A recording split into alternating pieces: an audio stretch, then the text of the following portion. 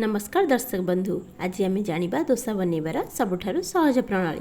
प्रथमे आम परिबा को धोईकी काटी नेबा।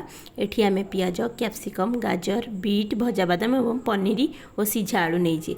प्रथमे कड़ाई रे तेल गरम करी जीरा पकाइबा, तापर पियाज कटा होइथिबा परिबा सब पकाई भल भाबरे भाजी नेबा। सेथिरे हळदी, लूण एवं काश्मीरी लंका गुंड पकाई तापरे सीझा आलू को चकटी पकाइबा। एबे टिके भाजी हो गला परे आमे ताकू बाहर करनेबा।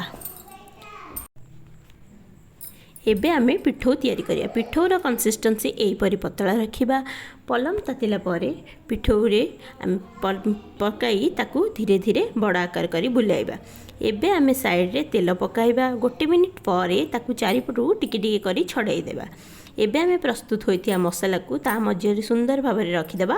एम पनीर को टिक टिक करी ग्लिटर रे गार्निशिंग करिबा।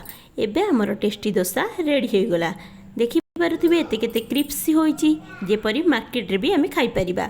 बहुत क्रिस्पी हेची। निज घरे बनांतु आ खांतु। जदि आपको ये वीडियोटी भल लगी थाए निज घरे बनांतु आ खांतु आ लाइक शेयर एंड सब्सक्राइब करंतु।